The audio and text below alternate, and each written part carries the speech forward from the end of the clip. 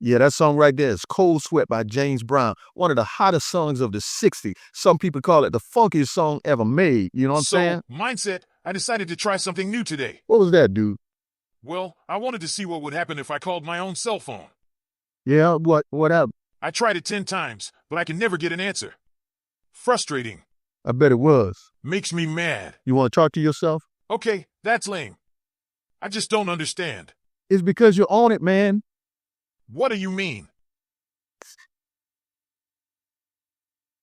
They gotta have some pills for this right here. I like to be educated, but I'm so frustrated. Hey guys, welcome back to the channel. Yeah, we're gonna get into James Brown and that song and the making. There's a lot of little nuances and secrets that people don't talk about, or at least they don't know about that song and the making of that song. Yeah, okay, let's say it's funky, whatever you want to call it. It was a soul R&B hit back in the day, and in 2025, we would look at that kind of like what we call funk. Back then, they didn't call it that, but that was a hot song. And that's what we're gonna get in tonight, and we got a long ways to go. So hang around to the end, and I'll see you guys later.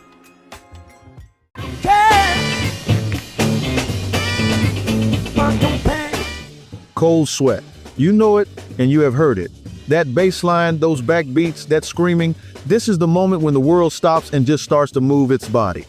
Now, some of you like to debate about this song. You will tell me until you are blue in the face that this was the first real funk song, even though back then the industry had no funk category. Well, by now you know my opinion about calling a record funk 50 years later in retrospect, but that is not the topic here. But what if I were willing to break the rules this one time? Well then, we would have to define what funk actually means. I trust starting with the Merriam-Webster dictionary in '67. If a person looked up funk back then, they would have found odor, a strong offensive smell or stench, or other variations. But today, it pretty much defines funk in music as a style that combines elements of rhythm, blues, and soul music. And that is characterized by a percussive vocal style, static harmonies, and a strong bass line with heavy downbeats. A real musician would say that it has syncopation, blues notes, and the flavor from the old soul R&B genres, focusing on rhythm feel over any main melody. And most of all, playing on the one. The gist of that is the criteria we are going to go with. I would say the difference between that and what many back in the day were just calling black music was that soul came from gospel, had somewhat spiritual vocals, melodies, harmonies, and chord changes in the music, while R&B was categorized as any black music with rhythm and was made for dancing. Now, the funk genre, which came mainly in the 70s, was more like a musician innovator, putting a bunch of soul R&B elements in a machine, pressing a button, and listening to see what came out, if you get me. Now let us see if James and the boys actually met the mark for funk. To understand Cold Sweat, you have to understand the moment. I was just a baby back then, hearing my daddy play this in the background while the world was shifting. It was May 1967, and James Brown was looking for something new. That was Cold Sweat. The name of the song didn't come from some medical book. James said he got the idea from being involved with a young lady who looked so good and also gave him such a challenge, she made him break out in a cold sweat. So he thought about making a song for that, but he didn't really know how to sit down and write the right groove, but he could hear it in his head. Yet James had a slow soul song from 1962 called I Don't Care. I don't care about your past. You see where this is going? That's Cold Sweat slowed down and without the funky bass line and drums. So from that, he thought about speeding it up somehow and making a dance groove. He now had an idea and a feel, but he could only mimic what he wanted it to sound like with his mouth. Yet he knew the people he could take that to and get the right groove. That's where the real magic happened.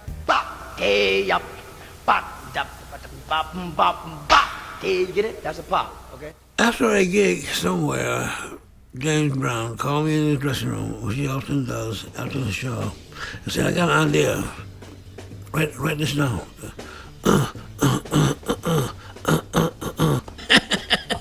So I started putting notation to his grunts. It just came out of the bass line to Cold Sweat. I don't care. I've been listening to Miles Davis, And so what? Popped up in my head. So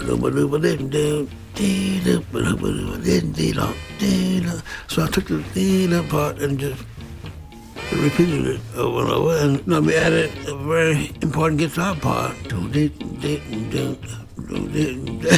which is funky by itself. Yeah, man. Pee Wee went to the watershed and came up with the right groove. Then it was time to head to King Studios in Cincinnati, Ohio, the headquarters of King Records. When James walked into that studio that day, he was not just winging it, but he also was not following a script either. Yet, he had the vision in his head, and he knew how to pull it out of his musicians like a conductor leading a lightning storm. In that room, you had the greats. When they finished that session and walked out of the studio, they knew they had something different. And the world would see. The song traveled to the first radio stations, hitting the airwaves like a Mack truck. It climbed all the way to #1 on the rhythm and blues charts and broke into the top 10 on the pop charts. At that time, the black folks went nuts over it. But people outside the community did not truly understand the depth of what James was doing, and wouldn't until later. Back then, some thought it was just hooping and a hollering by some black fella. But let's keep it real. Even some of the white folks were secretly juking to it behind closed doors. Yeah, they were. And the first major live performance of Cold Sweat, or the one that was actually caught on tape for history, well, that happened at the Apollo Theater in New York City on June 24th, 1967. By the time he got there, the song was already a massive hit. You can get.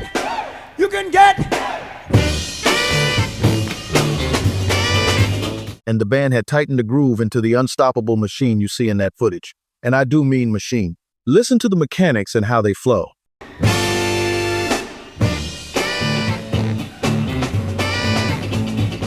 Hey now, for our test, let's break this thing down instrument by instrument so you can see every element of this revolution in the making. If you listen close, you hear that every element is in its own creative lane.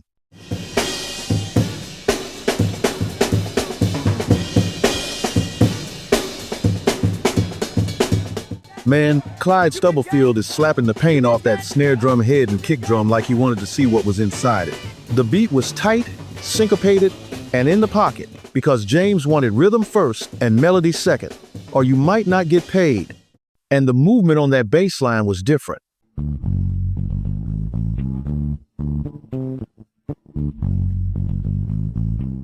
The bottom was so hypnotic and repetitive while never letting you get bored with it. No slapping. Bernard Odom fingered that bass like somebody owed him something. Now, Jimmy Nolan and Alfonso Country Kellum are the ones who kept that guitar part on lock.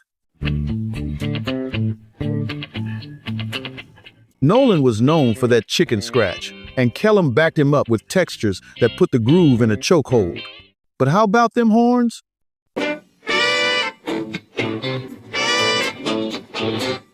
Partner, Pee Wee, Maceo, and the rest of the section weren't even thinking about melody here. These boys were just here to put those stab and punchy accents in. They had you listening and waiting for the next hit, throwing your head and hands in the air every time they blew. You were dancing and not even knowing why. And the vocals?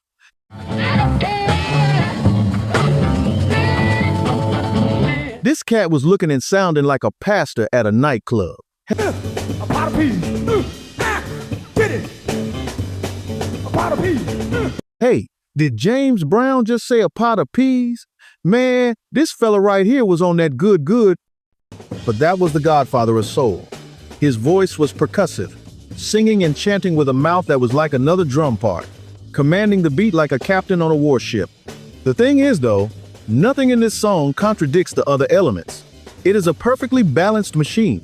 So, after looking at the facts and hearing the history that no one talks about, what is the verdict? Is it the first funk record, even though Dyke Christian did Funky Broadway the year before? While I still maintain that various funk styles that fit our criteria were created by a number of people in multiple regions, and that James was not standing on that mountain alone, I have to be honest with you. You can get. If nothing else, this mug right here, Cold Sweat, was funky as a Mickey Flicky. But we can all agree, man, funk ain't just a smell. In music, it is actually a science. Either it meets the criteria or it don't. And we will concede at least one thing here. Cold Sweat today could be called funk. Too bad we weren't able to call it that back then. Yeah, so you got the story now, man. You can look it up yourself, check it out yourself. There's even a little bit more to it, but I gave you what it was. A lot of people don't know. That's what it took to make that song, Cold Sweat. And James Brown made that thing funky in the end. Hey, I hope you appreciate that. Check back with the Music Mindset channel. I'm Mr. Mindset, and I'm going to check you guys out later.